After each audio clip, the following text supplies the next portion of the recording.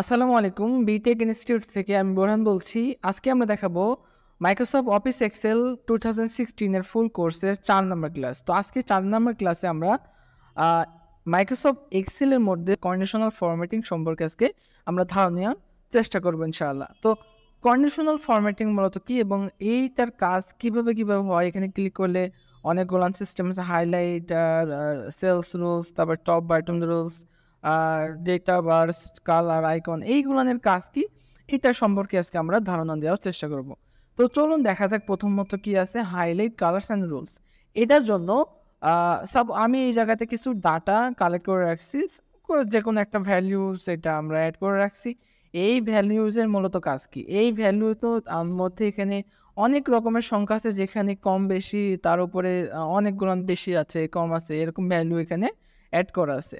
তো আমি conditional formatting click করি। প্রথমে আছে হাইলাইট, সেলস, কালার, রুলস। তো প্রথমে আছে কি গেটার দেন মানে বেশি উপরে বোঝাচ্ছে। এখন আমি চাচ্ছি যে কোনো কিছুর আমি বেশি যেটা আছে সেটা দেখতে চাচ্ছি।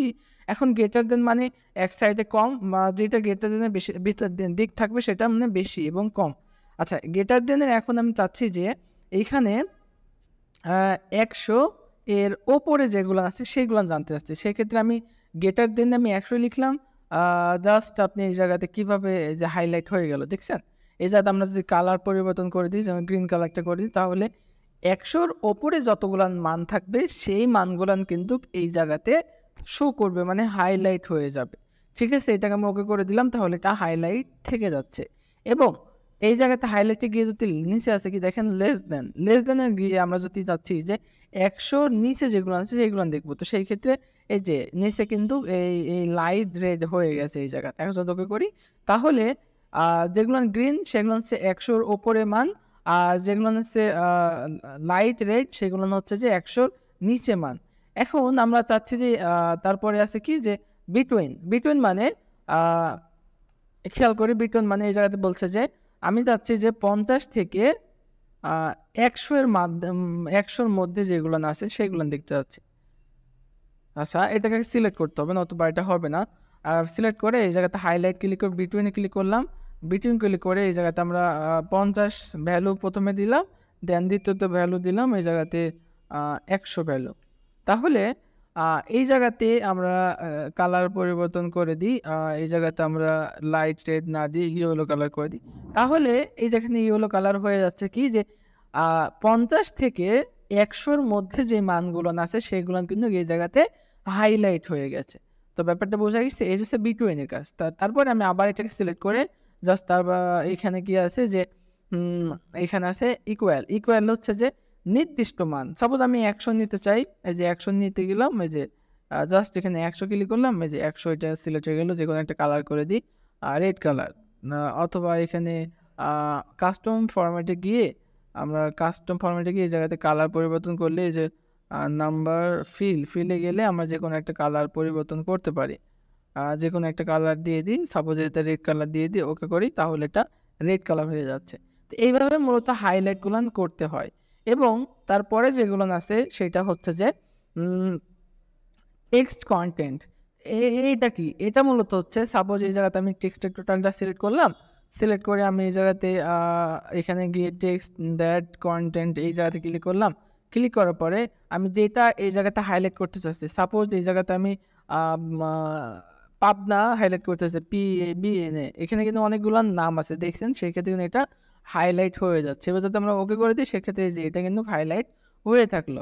ওকে, দেন এই জায়গাতে তারপরে কি আছে যে এই জায়গাতে আচ্ছা, ডেট অ্যাকাউন্সি, ডেটের ব্যাপারটা হচ্ছে আমি এই ডেটগুলো নামে কিন্তু এই যে ডেট দেওয়া আছে, এই ডেটগুলো সিলেক্ট করলাম, সিলেক্ট করে জাস্ট কন্ডিশনাল ফরম্যাটে গেলাম, এখানে হাইলাইটে গিয়ে এই ডেট অ্যাকাউন্টস এটা ক্লিক করলাম। এই জায়গাতে ইয়েস্টারডে অথবা আমি চাচ্ছি টুডে সিলেক্ট করলাম, এই জায়গাতে কিন্তু টুডে হাইলাইট হয়ে গেছে। এই জায়গাতে আমি যদি টুমোরো সিলেক্ট করি তাহলে কিন্তু টুমোরোটা সিলেক্ট হয়ে যাচ্ছে। ওকে, এই জায়গাতে ইন দ্য লাস্ট 60 ডে এই জায়গাতে দেওয়া নাই, যেহেতু আজকের ডেট দেওয়া আছে সেহেতু পরের ডেটগুলো দেওয়া নেই, শুধু দেখাচ্ছে না। আমি যে ডেটটা কিন্তু সিলেক্ট করবো, নেক্সট মান্থ ক্লিক করলে কিন্তু এই জায়গাতে শো করবে না। নেক্সট উইক ক্লিক করলে কিন্তু পরের যে 7 দিন যে আছে সেটা কিন্তু এই জায়গাতে শো করছে। এই জায়গাতে হাইলাইট করি তাহলে এটা কিন্তু হাইলাইট হচ্ছে।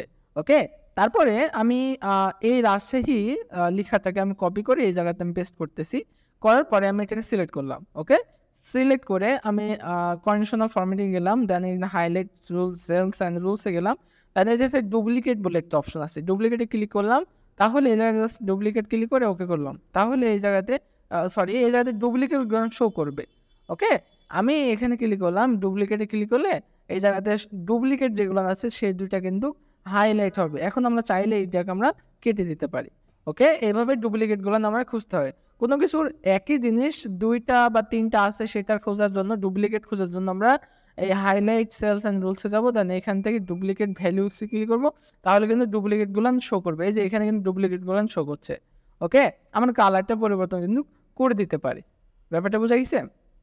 তো এটা হচ্ছে যে conditional formatting, highlight cells and রুলসের কাজ। এবং পরে কি আছে দেখেন, টপ বাটন এবং রুলস, এইটার কাজ কি? এটার কাজ হচ্ছে যে আমি এটাকে টোটালটাকে সিলেক্ট করে দিই, সিলেক্ট করে কন্ডিশনাল ফরম্যাটিংয়ে ক্লিক করি, দেন এই জায়গাতে ক্লিয়ার রুলস, এই জায়গাতে আমি টোটালটা ক্লিয়ার করে দিই। ওকে, দেন এই জায়গাতে আমি আবার সিলেক্ট করলাম, সিলেক্ট করে অথবা আমি এই জায়গাতে সিলেক্ট করলাম, এটা সিলেক্ট করি, জাস্ট আমি এই জায়গাতে কন্ডিশনাল ফরম্যাটিং নেই, টপ বাটন রুলস এইটাতে ক্লিক করি, বলছে টপ 10 আইটেম। এখন টপ 10 আইটেম এই জায়গাতে আমরা যদি 5 আইটেম করি, তাহলে এই জায়গাতে ওকে করলাম। আচ্ছা, এই জায়গাটা একটু তুলে দিই যেন দেখতে আমাদের বুঝতে সহজ হয়। এটাকে আমি জাস্ট ক্লিক করে ক্লিয়ার ফরম্যাট করে দিই। ওকে, তাহলে এটা আর কি এটা ক্লিয়ার হয়ে যাবে। আচ্ছা, এটা করলাম আমি যে আমার এখানে কিন্তু যেমন 4055 আছে, 1.5 লক্ষ আছে, 85,000 আছে, এখানে 76,000, তারপরে এখানে 54,000 কিন্তু আছে। এই মানের মধ্যে আমি চাচ্ছি টপ 10 মানে সব থেকে বেশি, এবং আমি মানে টপ 5 আইটেম দেখতে চাই। সেক্ষেত্রে আমি যদি এটা হাইলাইট করি, এই যে দেখেন টপ 5 তার মানে এইগুলো হচ্ছে সব থেকে বেশি মান, টপ 5। এই যদি আমরা 1 করে দিই সেক্ষেত্রে 1 হবে, 1 করে দিই, টপ 1 আইটেম যদি করতে সেক্ষেত্রে টপ হবে।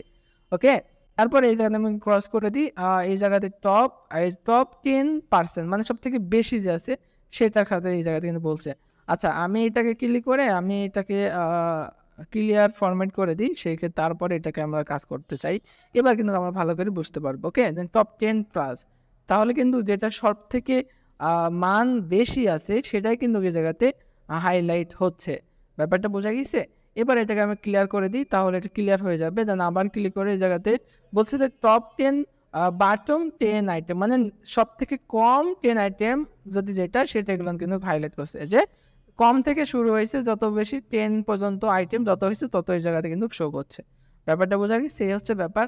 তারপরে আবার এখানে খেয়াল করি যে বাটম 10%। ওকে, এটা ক্লিক করলে সব থেকে কম মান যেটা সেটা কিন্তু এই জায়গাতে শো করছে। ওকে, তো এই হচ্ছে ব্যাপার। তারপরে আছে যে বাটম, এই জায়গাতে আছে যে টপ অ্যাভারেজ মানে উপরের দিক থেকে যত অ্যাভারেজ আছে, মানে টপ মানে সব থেকে মান যাদের বেশি সেটার অ্যাভারেজ এটাকে শো করছে। এবং এই জায়গায় যদি ফরম্যাটিং ক্লিয়ার করে দিই, এবং এইখানে কি আছে যে ভ্যালু মানে সব থেকে কম নিচের দিকে যে অ্যাভারেজগুলো আছে সেইগুলো এই জায়গাতে কিন্তু হাইলাইট হচ্ছে। তো ব্যাপারটা বোঝা গেছে? তো কন্ডিশনাল ফরম্যাটিংয়ের হাইলাইট রুলস, সেলস রুলস এবং টপ বাটম রুলসের কাজ হচ্ছে এটা। এবং এবার আছে ডাটা বার্স, এটার কাজ কি? এটার কাজ হচ্ছে যে আমি যে এই জায়গাতে ডাটা বার্সে ক্লিক করলাম, এই জায়গাতে দেন গ্রেডিয়েন্ট ফিল, যে কোনো একটা কালার আমরা নিতে পারি এই জায়গা থেকে। সাপোজ এই জায়গাতে একটা গ্রেডিয়েন্ট ফিল নিলাম, যখন এই গ্রেডিয়েন্টের ফিল নিলাম তাহলে এই জায়গাতে একটা মান যে ব্যাপারটা আছে, মানটা কিন্তু দেখেন এই জায়গাতে যেমন সব থেকে বেশি মান এটা ফুল, মানে কিছুটা ওই ওই কিছুটা শেয়ার মার্কেটের মতন, এটা কোনোটার মান বেশি কোনোটার মান কম, মানে গ্রাফসের মাধ্যমে এটা বোঝানোর চেষ্টা করছে। ব্যাপারটা বোঝা গেছে? এই হচ্ছে ব্যাপার।